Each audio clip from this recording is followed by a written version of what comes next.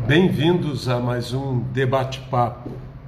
Hoje nós teremos a presença conosco da pastora Verônica, que é esposa do pastor Eduardo Fernandes. Eles dirigem o trabalho da Igreja Evangélica Maranata lá em Ilha de Guaratiba.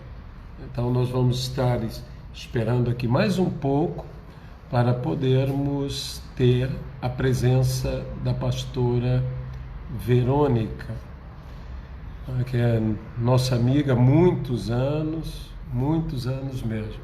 Então vamos convidar aqui. Vamos esperar. Pronto, entrou. Verônica, você me escuta?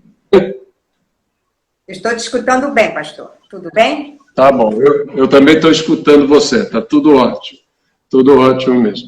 Para os que não te conhecem, né, a pastora Verônica é a peruana mais carioca que eu conheço. Então, ela é mais carioca do que eu, mas, no entanto, ela é peruana de nascimento. Conta um pouco, Verônica, de você aí, do seu ministério. Estou te esperando. Está picotando? Aqui está picotando. Não sei se é o meu, porque de manhã a minha internet deu um pequeno problema. Não sei se todos sabem, mas o senhor sabe onde eu moro no mato, né? Então aqui espirrou... Ilha de Guaratiba, né? Exato. Mas o senhor... Mas está dando para te ouvir bem. Ótimo, perfeito. Então, eu estou dizendo assim, você é a peruana mais carioca que eu conheço.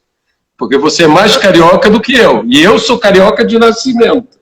Né? Não parece. Não parece mesmo. Não parece. E, Verônica, você é pastora aí da Evangélica Maranata em Ilha de Guaratiba. Né, tem já o ministério há muitos anos, junto com o apóstolo Eduardo Fernandes. Vocês têm viajado, têm ido a Israel diversas vezes e a outros países. Seu filho é pastor, sua filha e seu genro missionários, estiveram lá na Itália. Né? Você, além de ser a mais carioca de todas as peruanas, tem cidadania italiana, né? Tem sangue italiano correndo nas veias aí. Agora, me diz uma coisa, como é essa experiência, a experiência de vida, de ser pastora? O que isto causa a você? O que você sente com o pastorado, sendo mulher?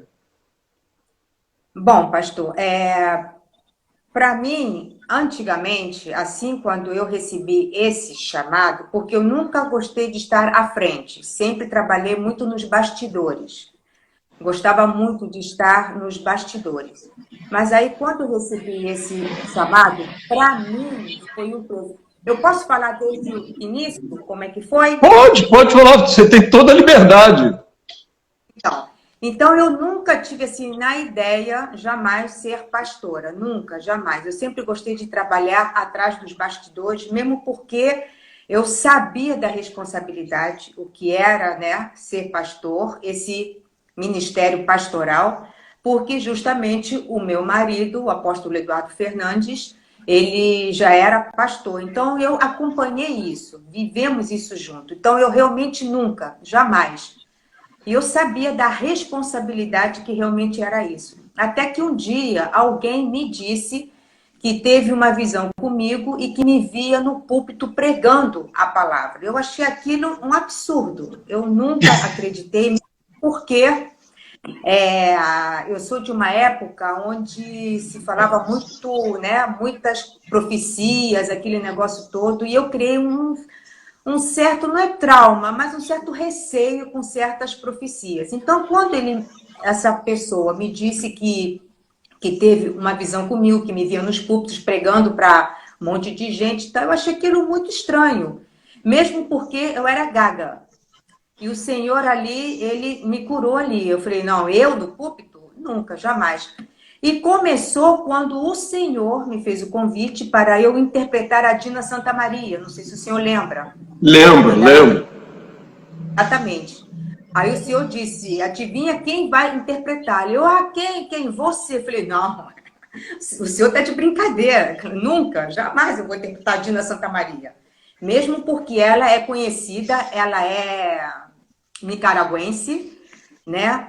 E ela é... Não, ela é de El Salvador e o ministério na Nicarágua. Isso, ela é salvadorenha. E ela é conhecida como a metralhadora, né? Então eu falei, jamais. E foi uma guerra muito grande. E eu lembro que o Senhor tinha falado isso para mim. Eu falei, Senhor, eu não posso interpretá-la porque eu sou gaga. Como é que eu vou interpretar uma mulher que ela nem respira para falar, porque Dina Santa Maria ela não respira, ela vai embora e tal. Ela vai embora. Ela vai embora. Então, aí, pela primeira vez, é que eu ia subir em um púlpito para interpretá-la. Mas eu nunca fui uma menina assim de recuar. Isso já sempre tive assim, essa responsabilidade, não é responsabilidade, perdão. Eu sempre tive muito temor a Deus. E eu nunca falaria não para Deus, ainda que eu tivesse pavor e medo. Nunca, jamais, porque eu tive a consciência daquilo que o Senhor fez na minha vida. Quando o Senhor se revelou a mim, eu fui assim, tive a consciência, a revelação da cruz. O que significava a cruz? Resultado, resumindo a história. Pela primeira vez eu subi um púlpito e interpretei a Dina Santa Maria. E o Espírito Santo foi assim misericordioso comigo. Mas assim, bate-vupt. Ela falava, eu falava. E aí foi que, né, foi desenvolvendo. Quando recebi o pastorado, para mim foi um temor muito grande. Porque eu comecei a ver como um peso. Eu não via com alegria, não via com satisfação, eu não via mesmo. Eu via como um peso, uma responsabilidade muito grande. E principalmente para falar para mulheres. E é complicado falar para mulheres, porque a mulher, ela é uma peça única. A mulher, ela é única.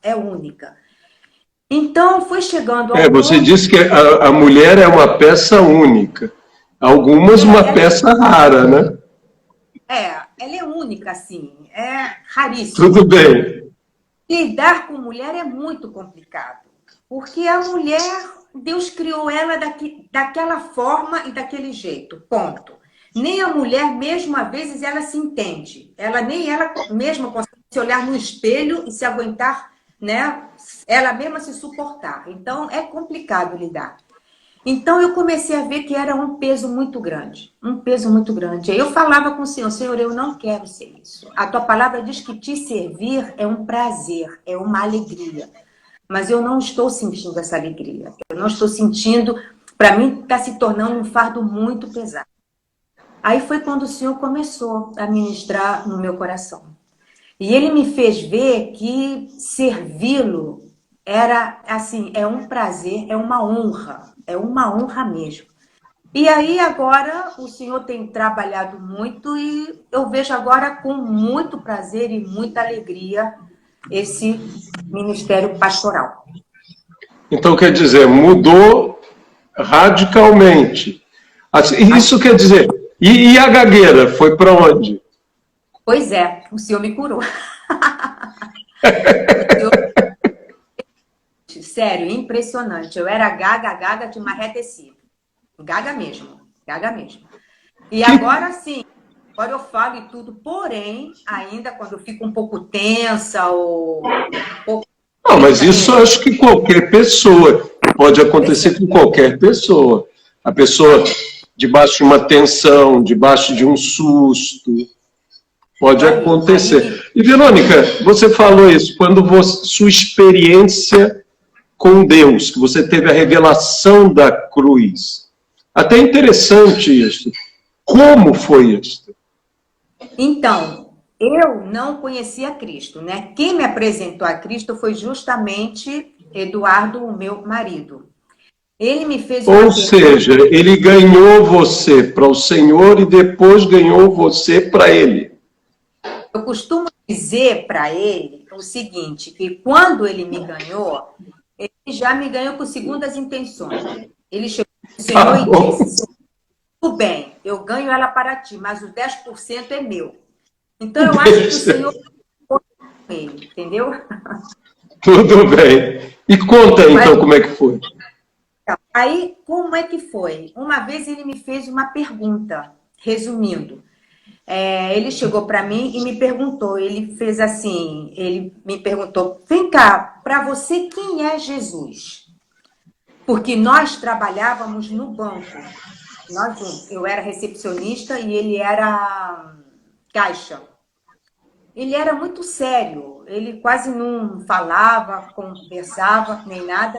Aí um dia eu olhei, peguei ele me olhando, assim, de rabo de olho, ele me olhando, e eu perguntei para quem trabalhava ali, porque eu era nova, eu era recém-contratada.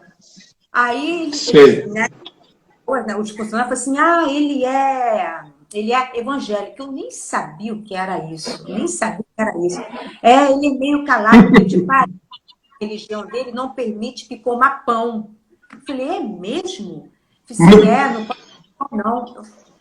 Aí eu sempre fui muito assim, como é que eu vou dizer? Gaiata, né? E quando eu vi que ele era uma pessoa tímida, calhou da gente lanchar junto, no mesmo horário. Quando eu vi ele no refeitório, eu fiz essa pergunta a ele.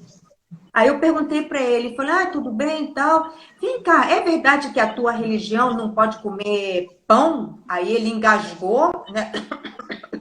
Ficou vermelho e falou, não, pode sim e tal. Aí eu perguntei para ele, você é o quê? Ele, não, eu sou evangélico. Eu falei, nem sabia o que era isso. Aí eu falei, eu sou mormon. Quando eu falei que eu era mormon, ele ficou vermelho. Mormon é tal. Aí foi, morreu o assunto. Aí outro dia, passando o tempo, ele me perguntou, pode fazer uma pergunta? Eu falei, sim, pode. Para você, quem é Jesus? Jesus. Quem é Jesus? Uma pergunta tão boba, quem é Jesus? Aí ele, pois é, uma pergunta tão boba que você não me consegue responder. Aí ficou feio o negócio. Eu falei, como é? Ele, pois é. Gente, eu não vou nem te responder. Jesus, gente, Jesus, Jesus. Aí ele, eu vou te ajudar. Jesus é filho de Deus. Eu falei, isso, é filho de Deus. Ele que morreu na cruz. Eu falei, exato, que morreu na cruz. Aí ele falou que está lá no céu. Eu falei, isso, que está lá no céu. Aí ele falou, errado. E aí ele falou com uma autoridade que eu nunca tinha visto. Aí ele falou, Jesus está vivo, morreu por nós, ele está entre nós. Começou a falar de um jeito que aquilo espantou. Aí me falou daquele jeito, eu cheguei em casa e falei assim, quem esse cara pensa que é? Ele por acaso conhece Jesus, já falou com ele, mas aquilo ficou em mim. Aquilo ficou um ponto de interrogação em mim. Ficou mesmo um ponto de interrogação. E foi indo, foi quando depois ele me deu um livro que dizia assim, o mais importante é o amor. Aí ele falou, você gosta de ler? Eu falei, gosto, porque eu não queria muito papo. Gosto. Assim, eu tenho um livro, você vai ler? Vou ler e tal.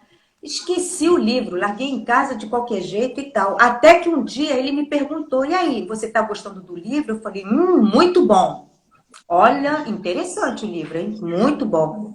Ele, você está gostando? Eu falei, tô. Você está lendo? Eu falei, estou. Ele, mentirosa, você mente. Eu, como assim você me chama de menor? Você não está lendo o livro. E foi embora. Eu cheguei em casa, comecei a procurar o bendito livro. Não, vou ter que achar quem esse cara pensa que é e tal. E quando eu fui ver, achei o livro, era o Novo Testamento. Quando eu comecei a ler a Bíblia, a partir de Mateus, aí o Espírito Santo me revelou. Aí eu vi o amor de Cristo por mim. Eu entendi, a cruz foi revelada ali, o sacrifício.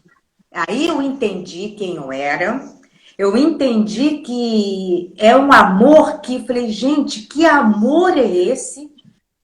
Que nunca ninguém falou para mim desse amor. E aí eu comecei a entender, desculpa, mas às vezes eu me emociono, porque foi muito forte, Ótimo. muito forte. Eu falei, como alguém que é Criador de tudo, pode se importar com uma pessoa que veio de um país totalmente, né, distante, passou por tanta coisa que eu passei aqui, aí eu falei, nossa, eu falei, Senhor, eu serei a tua serva eternamente. E aí foi por isso que eu digo, eu não consigo falar não para o Senhor. Então eu entendi o sacrifício da cruz. Ótimo, fantástico, fantástico. E vocês, então, como é que vocês começaram? Desculpe a pergunta mais íntima, né? Como terminaram, eu sei. Vocês são casados, têm filhos, têm netos. Mas como é que vocês começaram? Então, o que que acontece? Eu, na época, eu era noiva, eu ia casar e tudo. E foi quando ele revelou Cristo para mim. Então, aí eu comecei a entender, eu comi a Bíblia. Só que eu tinha muitas, assim, dúvidas mesmo. Então, eu começava a perguntar para ele sempre, isso daqui, isso daqui. Aí ele falava, agora você está lendo esse livro. E foi tirando as dúvidas. Só que aí a nossa amizade ficou profunda mesmo, porque tudo mudou na minha mente, a minha visão mudou, se abriu. Então, eu comecei a ter mais contato com ele do que com o meu próprio ex-noivo. Porque já era ex-noivo? Virou ex-noivo já. Virou, exatamente. Então, tudo eu conversava com ele, porque o diálogo era um só, então a gente se entendia muito. Mas o meu ex-noivo, ele começou a ter um pouco de receio. Nunca me proibiu de ir para a igreja, me levava para a igreja, me trazia, mas a conversa já não era a mesma. Não tínhamos mais o que conversar. E domingo a gente saía muito, nós íamos teatro, cinema, jantávamos, só que agora já não havia mais isso. Era a igreja. Interessante. Então, quando eu me converti, eu comecei a entender, então eu orei a Deus e eu disse, Senhor, eu quero me casar com a pessoa que seja de ti. Eu quero uma pessoa que seja de ti. Mas na minha inocência, eu pensei, se Deus me converteu, pode converter o meu ex-noivo. Levei para a igreja e absolutamente nada. Porque até que um dia ele chegou para mim e disse, Verônica, olha só, deixa eu te falar uma coisa. Você está vindo para a igreja, tudo bem, porém, quando a gente casar, você sabe que não vai ser mais assim. Porque, afinal de contas, você vai ser a minha esposa, então a gente vai ter que se dedicar mais e você não vai poder mais estar indo sempre à igreja. Dali foi a resposta que Deus me deu. E eu entendi que o Espírito Santo falou para mim o seguinte, você vai ter que fazer uma escolha. Você viu o que ele disse. Se você ficar com ele, você não vai poder ficar mais comigo.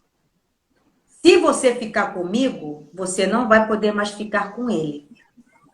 E naquele momento eu fiz uma decisão. Aí foi quando eu terminei o meu noivado e disse, não dá, não tem como, tal. E aí eu lembro que eu cheguei na agência chorando, desesperada, e o Eduardo, o que que houve? O que que houve? Eu falei, ai, terminei meu noivado, não sei o quê, aquele negócio todo, tá? Então, calma, vão se ajeitar e tudo. E ficamos amigos, muito amigos. Aí, pronto, já estava livre, então eu ia para a igreja e voltava. Até então, éramos só amigos, nada de mais mesmo, nada. Até que um dia eu olhei para ele, foi um olhar diferente. Eu olhei e falei assim, rapaz, esse menino é assim, ele é diferente. E eu olhei e eu falei assim, a menina que casar com esse cara, nossa, vai tirar assim a sorte grande, vai ganhar na loteria. Porque ele é um menino bom, ele é íntegro, você via integridade, fidelidade, sinceridade, caráter. E eu falava tudo isso, tudo isso, tudo isso. Aí até que meus olhos começaram a mudar. E eu pedindo perdão a Deus, falando, Senhor, eu não posso ter esses pensamentos, porque afinal de contas, nossa, eu sempre vi ele como um servo de Deus, porque ele sempre se comportava como um servo de Deus. Até que um dia foi passando, 2 meses, aí foi quando ele se declarou. Ele falou, Verônica, eu gosto de você. Eu falei, eu também gosto de você. Eu falei, não, mas eu gosto de você como um homem gosta de uma mulher. Aí eu fiquei toda feliz. Eu falei, eu também gosto de você e tudo, tal. Aí ficamos namorando. Dali, quando a gente começou a namorar, 6 meses, 8 meses depois, ele falou, até dezembro desse ano, nós vamos casar. Eu falei, não, eu não posso casar. Ninguém casa em 6 meses, 7 meses. Não, impossível. Aí foi que ele me contou que quando ele me viu pela primeira vez no banco, e quando eu fui apresentada como funcionária, né, que apresenta, eu lembro disso. Quando eu apertei a mão dele, eu lembro que ele ficou roxo, muito vermelho.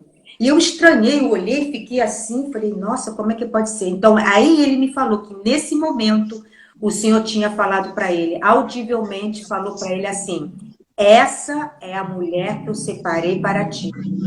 Mas eu não sabia. Aí ele refutou, ele falou, não, está repreendido, né? Sai de reto, Satanás, porque eu era do mundo, né? Então, ele falou, não, não é isso. Então, ele começou a entrar em uma batalha muito grande. Mas aí o Senhor tinha falado isso para ele. Aí aconteceu tudo isso, aí foi quando a gente casou. Que coisa. Né? Vocês têm ido seguido a Israel, você e o Eduardo, sim, por vezes com grupos, por vezes com um número menor de pessoas, por vezes, como eu digo, uma caravana, e outras vezes indo apenas com um ou outro e estando lá em Israel, né?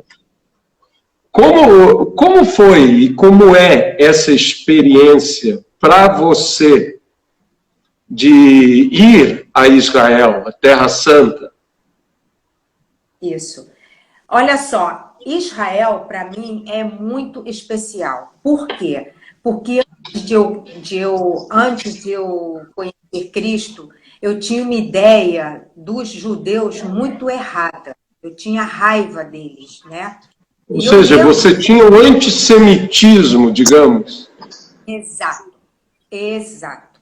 E eu lembro que no banco estávamos conversando sobre isso e tal, um grupo, aí falamos, né? Porque eu sempre falei, judeu, o pessoal é pão duro, não sei o quê. E eu fiz esse comentário infeliz, muito infeliz. E eu disse assim, o único erro de Hitler foi que ele não conseguiu terminar com todos os judeus. Barbaridade! Não acredito que você falou um negócio desse. Pastor, eu tenho muita vergonha disso, muita vergonha. E aí o Eduardo estava na mesa. O Eduardo se levantou de uma forma que todos ficaram admirados. Ele se levantou e falou assim, nunca fale daquilo que você não conhece. Você não sabe quem é o povo judeu, você não sabe desse país quem é Israel. Nunca diga o que você não sabe. E quando eu me converti, justamente comecei, né, Mateus, claro, toda a gente... Aí como eu disse, os meus olhos se abriram e veio uma paixão por esse povo, Israel, quem é este? Então, eu sempre orei a Deus e eu pedia muito ao Senhor que Deus me desse a oportunidade de eu conhecer Israel. Eu sempre falava, Senhor, eu sei que o dia que eu morrer, eu vou conhecer Israel celestial, aquele negócio todo, né? Você quando começa, claro, né? Fé. E aí eu disse, Senhor, como eu queria. Era um desejo do meu coração conhecer. E aí eu pedi muito, depois de muitos anos, o Senhor nos abençoou e o Senhor foi além. E eu costumo dizer isso, quando você pede a Deus algo, você pede de coração e você crendo, o Senhor te surpreende. Ele te dá além do que você pede.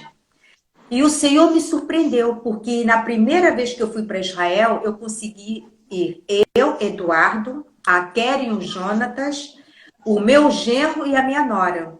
Só que eles ainda estavam namorando. Fomos os 6 para lá. Então Deus já me surpreendeu ali. Quando eu entrei em Israel, eu pisei ali, eu não sei lhe explicar com palavras, pastor, mas eu chorava porque era um sentimento de que, assim, eu me sentia em casa, eu não me sentia... Interessante. Não me sentia estrangeira. Incrível, eu não sei lhe explicar isso. parecia que eu estava em casa e quando eu olhava os rabinos, né, aquele pessoal todo, mais os ortodoxos, tudo, eu comecei, a primeira vez, eu os via como estrangeiros. Eu não sei explicar. Mas foi, assim, uma experiência única. O Senhor abriu o meu entendimento mesmo. Aonde eu passava, a Galileia, parece que eu estava vivendo aquilo. Dali eu me apaixonei por Israel. E aí eu falei com Deus, falei, Senhor, como eu gostaria de, assim, ter a oportunidade de voltar mesmo. E o Senhor nos deu graça. Agora, o lugar que eu mais amo em Israel, que eu tenho que ir, é no Monte das Oliveiras. Monte das Oliveiras. Mas não é ali onde está o túmulo, ali, sabe? Não, túmulo não, aonde as pessoas vão e visitam, não. É no Monte das Oliveiras, mas é um lugar muito lá para cima, deserto. Aonde você está falando que não é naquele lugar onde tem uma igreja, que tem o chamado Jardim das Oliveiras, porque o monte é bem maior do que aquilo, né?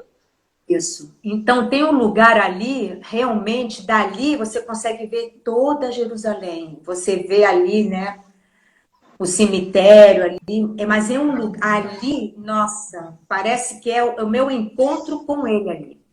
Então, cada vez que eu vou para Jerusalém, eu falei, eu preciso ir lá. Então, naquele lugar, realmente, é o Monte das Oliveiras, aquele jardim. É interessante isso, né? Cada pessoa tem um lugar que fala mais a ela, né? Eu me lembro do grupo que nós tivemos a oportunidade de levar, e como tinham vários pastores, eu me reuni com os pastores e disse, aonde você gostaria de pregar? Então, cada um elegia um lugar que era um lugar que falava a ele, né? Falava para ele. O Val Milton, que é nosso amigo, que você conhece, o Val Milton disse, não, eu quero no Getsemane. É ali que quero falar. A pastora Dulce, que já está com o Senhor, né? Ela disse, eu queria falar no Monte das Bem-aventuranças. Então, cada um tinha aquele lugar que falava com ele. A Luiziana, ela se eu não estou equivocado, o lugar que era é o Jardim do Túmulo, né? O meu é o lugar mais inusitado que tem. É o Monte Hermon. É o Monte Hermon. É o Monte Hermon. É o Pico Nevado. Ali é o meu lugar. Hoje é uma estação de esqui, né? Ali é o meu lugar. Ali é o meu lugar predileto e que tem pouco a ver, né?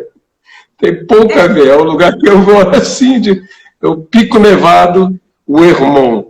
Né? Agora, e tantas vezes vocês têm levado grupos, têm seguido a Israel. Como é isso? Você falou uma coisa tão importante, a mudança radical que Deus cria em nós, em mentalidade, em sentimentos, porque você tinha uma mentalidade, um sentimento, um preconceito em relação aos judeus, e a sua conversão rompeu isso, quebrou isso. Ou seja, você... De fato, a Bíblia diz que se torna outra pessoa, uma outra criatura, né? Como é isso de mudar tão radicalmente? Porque isso é do frio para o quente. Isso é uma mudança radical. E em outras áreas isso aconteceu na sua vida? Não, isso foi assim... Pastor, eu costumo dizer que o evangelho, ele é apresentado, né? Mas a mudança acontece na tua vida quando você decide que isso aconteça. Então, é uma decisão.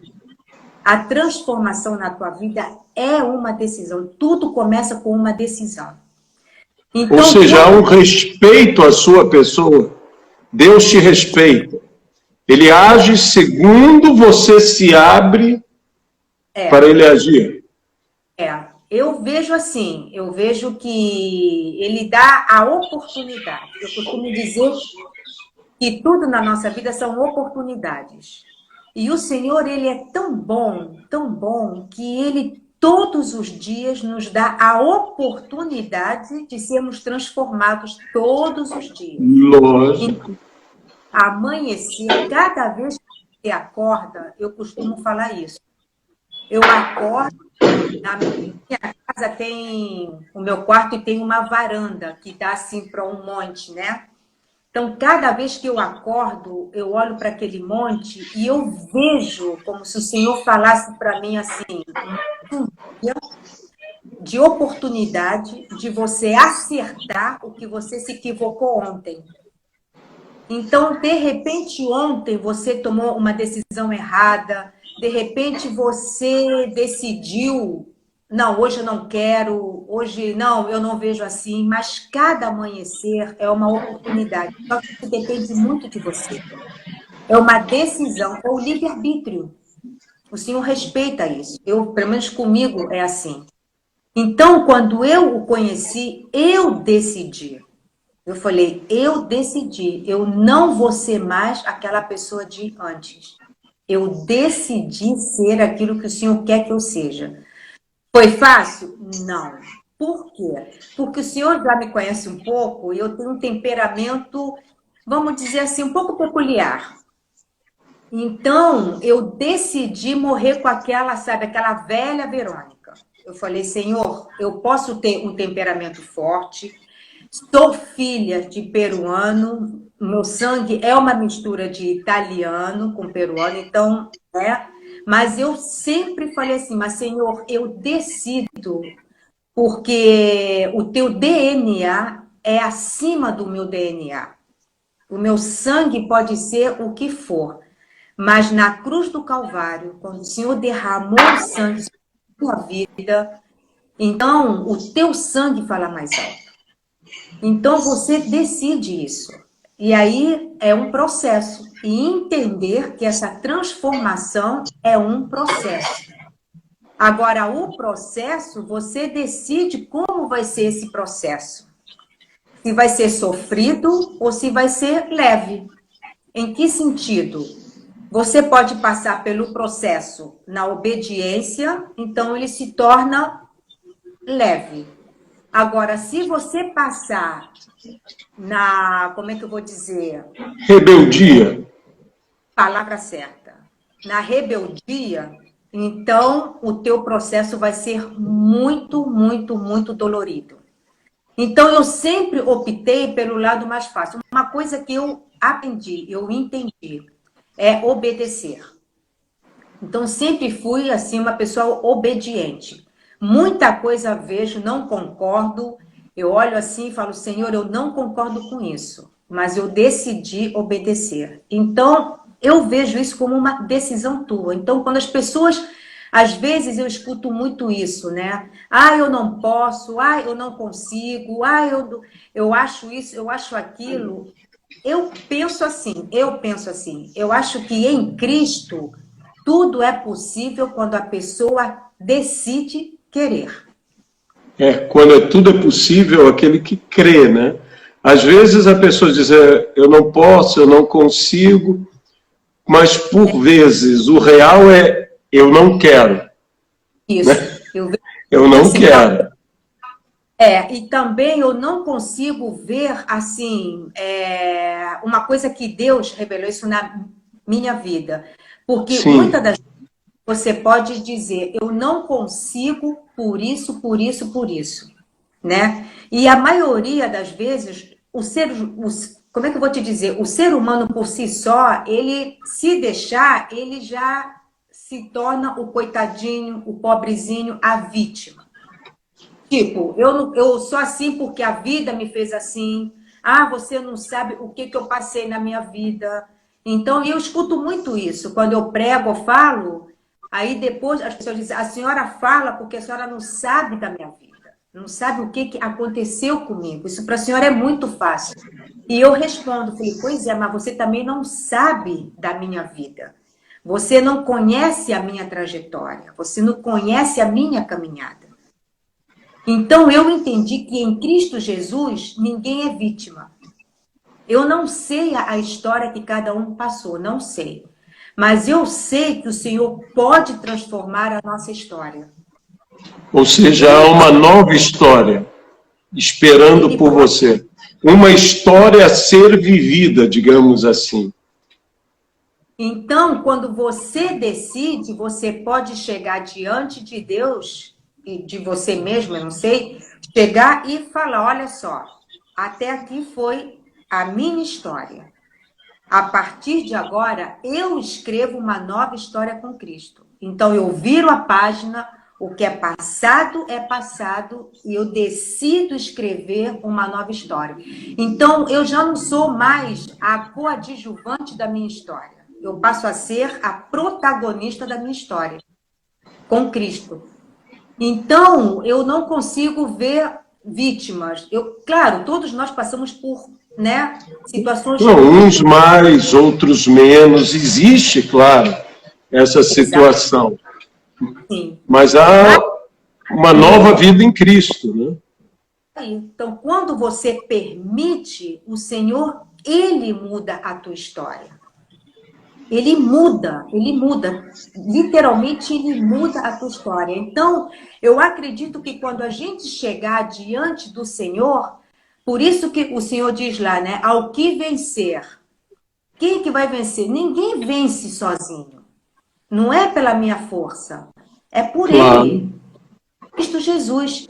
Então, quando chegar diante dele e falar, eu não consegui por isso, ou então tentar se justificar, eu sempre digo isso, não há justificativa diante do Senhor. O que você vai justificar a ele? Como você vai se justificar? O que você vai dizer? Tudo que você falar, ele vai dizer, mas eu tenho poder e autoridade para mudar a tua história. E a Bíblia fala inúmeras vezes disso, né? Nossa, tantos personagens, tantos homens e mulheres de Deus que o Senhor transformou a história. Então, para Deus, nada é impossível. Então, quando a pessoa diz, não consigo ser transformado, eu digo, quando você tenta sempre se justificar, você nunca consegue ser transformado. Porque a transformação, ela vem quando você reconhece e aceita a tua fragilidade. E diz, eu errei, eu me equivoquei, sim, mas não me justificar por esse erro. Então, aí vem a transformação. Mas cada vez que você se justifica, você nunca vai conseguir ser transformado, porque sempre vai ver um porquê de eu ser assim. Existe aquela desculpa, né? Agora, Verônica, chegando a um outro ponto, né? Você, como esposa dedicada, como mãe, foi mãe severa, né? Eu sei porque eu te conheço, né? Tem que andar na linha, né? Tem que andar na linha. Mas e a Verônica, a avó? Como é a Verônica, avó? Porque a Verônica, mãe, eu sei quem é. Como é a Verônica, avó? É complicado, é difícil, pastor. É muito difícil. Por quê? Exatamente por isso. Porque quando você é avó, a avó tem um limite, né? Ela tem, querendo ou não, ela tem esse limite. É entender que não é filho mais, é neto. Porém, às vezes, a gente quer, querendo ou não, ultrapassar um pouco esse limite, como eu já ultrapassei várias vezes esse limite. Então, eu via os meus netos, alguma coisa que eu não concordava com a educação dos pais, e eu, querendo ou não, a mãe Verônica queria, né, ultrapassar. Sobressair. E ultrapassei várias vezes, até que um dia a minha filha Keren, a gente conversou e tudo, então ela me fez entender isso. Eu falei assim, olha, você é avó, você não é mãe, você é avó. Então, a ordem que ela dava ela é mãe. Então, ela dá a ordem e ponto. Ainda que eu veja que está errado, assim, né? Eu olho e falei, nossa, é um absurdo. Mas se eu puder entender isso, foi um trabalho difícil, vou dizer isso. Muito difícil. Assim, É para porque mim, né? é que a avó tem uma coisa que os pais não têm: experiência, não é? Exato. Nós temos experiência. Então, o erro que o pai comete, às vezes, é o erro que nós cometemos, como E aí pais. é que o netos, quer dizer, que os netos sofram, né? Porque você vê aqui e fala, meu Deus do céu, aí você não quer, porque você já fez isso com os filhos e já sabe o resultado lá na frente. Então eu pensava assim, por que que meus netos vão ter que passar por isso? Não tem necessidade de passar por isso. Aí sempre vem aquilo, ah, mas você era assim. Eu falei, pois é, mas eu não conhecia, né? Eu não sabia como era educar sob a luz da palavra. Aí cometi muitos erros, então você não precisa cometer esses erros, né? Então é mais ou menos assim, mas eu sou mais assim. Agora o apóstolo é avô, avô, avô mesmo, avô. Sabe o que é Ele é avô? avô, ele é de Ele é aquele estragar. entrou na minha casa, é o seguinte, eu sou avô, vai fazer o que quiser, você educa e eu estrago e ponto. É, Bem, o Eduardo, né? É o jeito dele mesmo, né? Apaixonado por criança e tudo mais. Então não tem. Aí vem neto, neta, não tem como. apaixonados pelos filhos e depois os netos, porque os filhos sempre foi, né? Então os filhos, eles sempre, né? Eu que tinha que estar sempre... na verdade, são dois papéis, o mocinho e a vilã. Então eu sempre ficava com a vilã. Alguém tinha que Não tomar. como vila, não é vila. Eu acho que é mais assim, é o tira bom e o tira mal, né? Você fazia o papel do tira mal, ele fazia o papel do tira bonzinho, vamos dizer assim. É verdade. Não, mas depois assim, a nível, nós nos conhecemos e tudo mais, aí você pôde conhecer, tinha o tira bom, o tira mal, e ainda o mais mal, malvadão, que era eu. Né? Sim. Aí eu Não, fiquei lá, eu falei, poxa, eu não tô tão mal assim. não sou tão mal, agora, exatamente, tem alguém pior, tem alguém pior.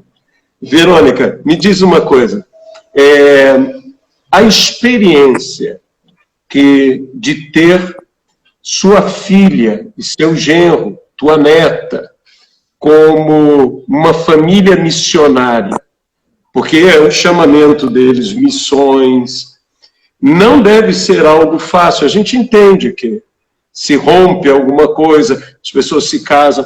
Como foi essa experiência de tê-los em missões? Foi assim, uma experiência. A princípio, assim, quando eu casei com o Eduardo, eu não sei te dizer, dentro de mim tinha uma certeza absoluta, eu tinha essa certeza, que os filhos não seriam meus. Assim, eu tinha a certeza de que eu fui escolhida para casar com ele, porque eu ia gerar filhos, né? O Senhor, Interessante. continuidade à descendência dele, ao chamado dele. Então, por isso que eu fui muito severa, eu fui muito, assim, dura, entre aspas, porque eu me via como uma responsabilidade, Disciplinadora, né? numa responsabilidade de educá-los, porque eles dariam continuidade ao ministério do Pai. Eu não sei da onde eu tirei isso. O Eduardo sempre às vezes me fala, então, mas Deus falou contigo. Eu falei, Eduardo, Deus nunca falou comigo, você vai ter. Não, mas no meu espírito eu tinha isso. Então, aí foi. Eu lembro que quando eu fiquei grávida da Kelly, eu tinha certeza absoluta que era assim, ela era do Senhor mesmo. Porque quando eu fiquei grávida, eu não sabia ainda, né, se ia ser menino, menina, até que o Senhor, numa noite, eu estava com 2 meses, 3 meses, E na minha época não tinha ultrassonografia, nada disso.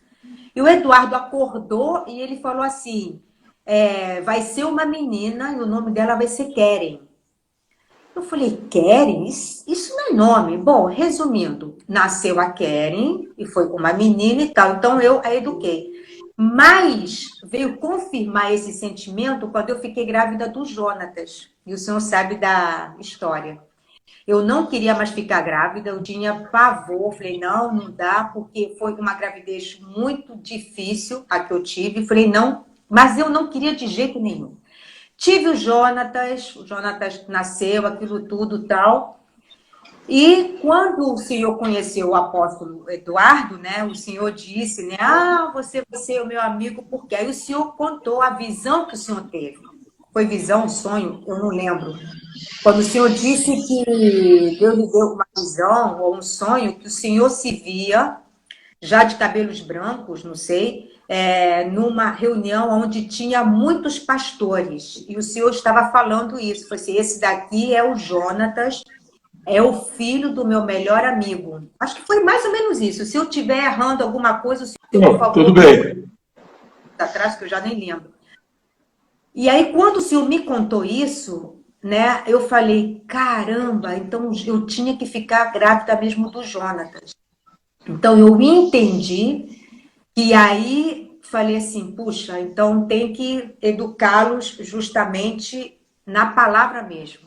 Então, eu sempre os eduquei, mas com esse temor e essa responsabilidade de que eles dariam continuidade. Então, quando a Keren cresceu e tudo, quando o chamado dela foi muito gritante mesmo, missionário, você missionário, eu fiquei um pouco assim. Não foi fácil, pastor. Vou dizer para o senhor que não foi fácil, não. Não foi fácil. Eu via ela sempre assim, né? Quer dizer, eu a via sempre cantando com aquela voz. Falei, nossa, ela é uma adoradora. E ela adora com o coração e tudo, mas missionária nunca me passou para a cabeça. E quando já foi confirmado e tudo, eu falei, caramba, quem é que vai cuidar? Como é que vai ser? E aí não foi fácil. Quando Deus falou para ela que ela ia para Curitiba, né? Que ela foi lá, fez todo aquele treino. E a Valentina tinha que ir junto, nossa, aí foi muito difícil. O coração não descansava, eu falava, Senhor, como é que vai ser? Quem vai cuidar deles? Porque eu aqui, querendo ou não, você está aqui, um aperto outro, tem a mãe, né? Não, deixa que eu, né? Uma coisa assim, mais longe. Claro. E quando ela foi para a Itália, aí foi assim, eu vou dizer para o Senhor, foi uma conversa muito íntima entre eu e o Senhor, no meu quarto, toda assim, eu entrava no meu lugar secreto, era eu e ele. Eu e ele. Ele tinha que trabalhar muito no meu coração. Muito, muito. E o Senhor foi bom. O Senhor foi muito bom comigo, foi misericordioso. E aí eu disse para ele, Senhor, eu preciso da tua paz. Eu preciso ter paz. Mas é paz, aquela paz que só o Senhor pode dar. E o Senhor me respondeu. Então, quando ele me deu aquela paz, aquela certeza, dizendo, né, eu vou cuidar deles. Eu vou cuidar deles. Não são mais os teus filhos. São os meus filhos. Aí eu descansei. Mas não é fácil. Interessante.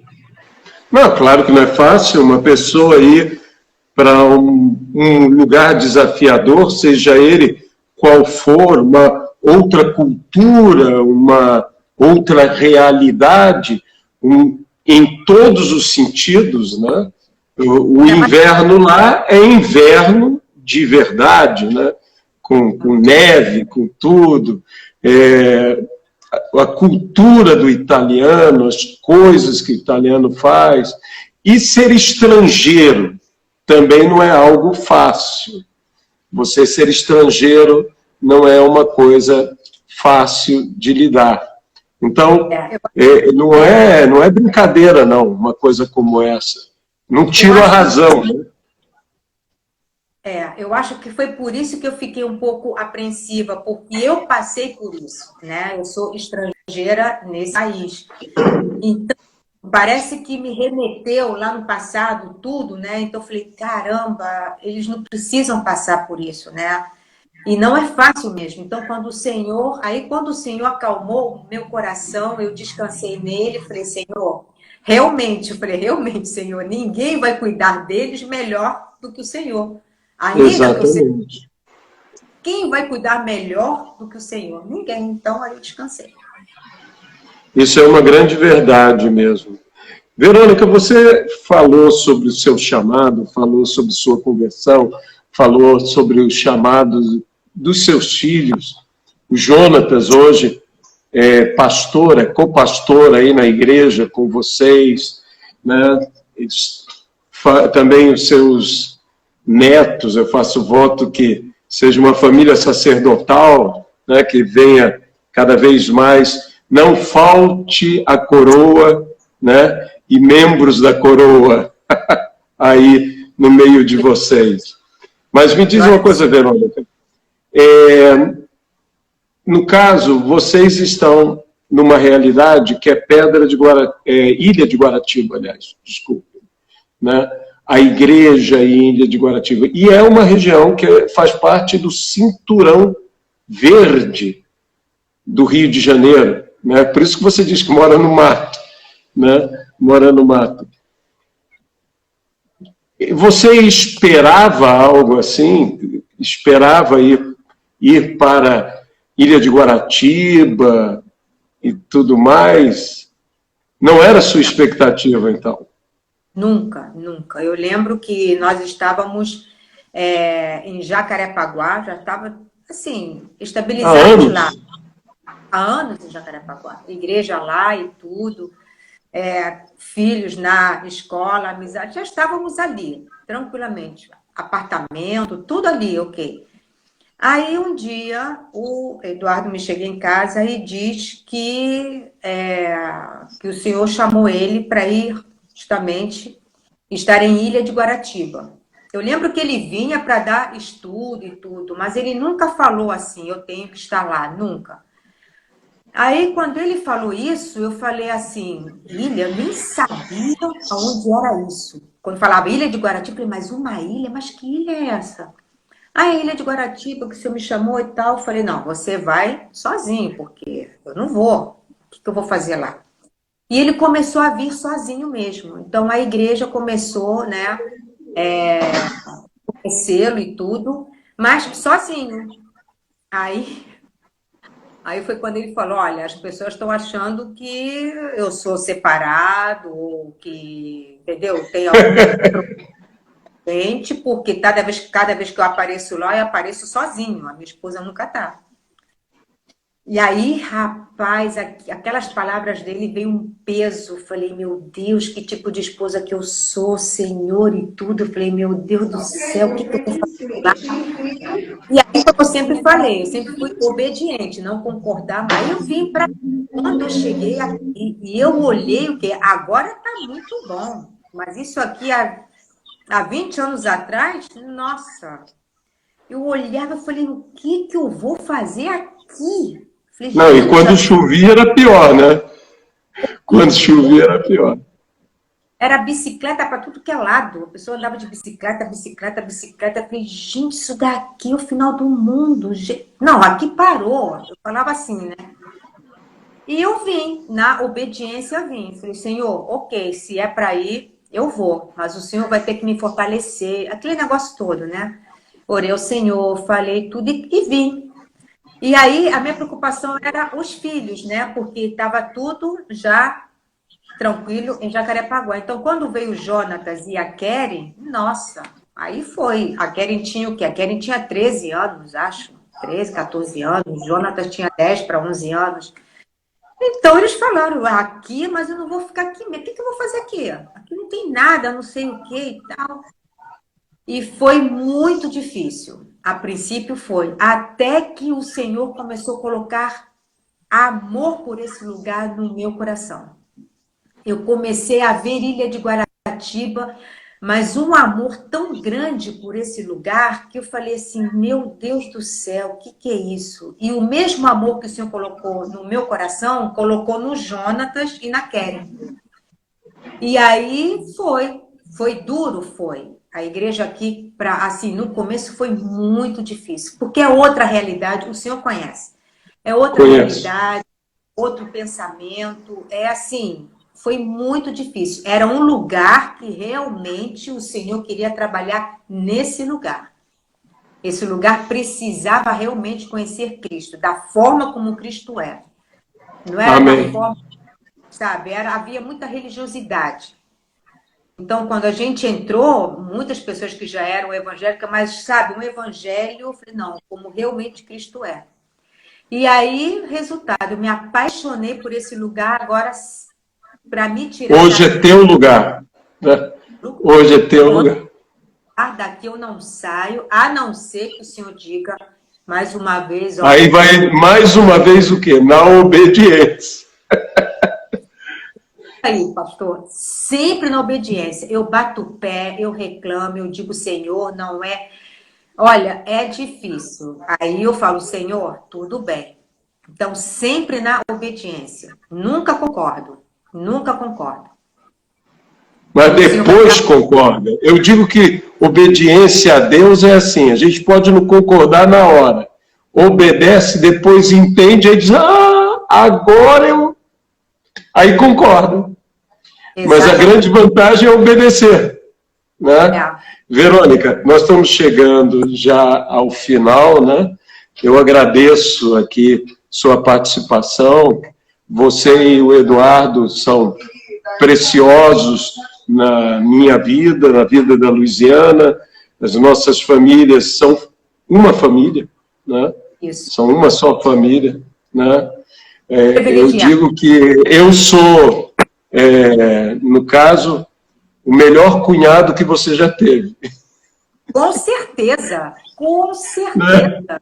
Então, embora não seja irmão de fato, né? Sou irmão de efeito, digamos assim. Né? Olha, se os cunhados escutam isso, caramba! Não, claro, claro, claro. A gente não está falando mal de ninguém, pelo amor de Deus. Eu não tenho culpa de eu ser essa pessoa maravilhosa que eu sou, né? Então, muito obrigado, Verônica, tá?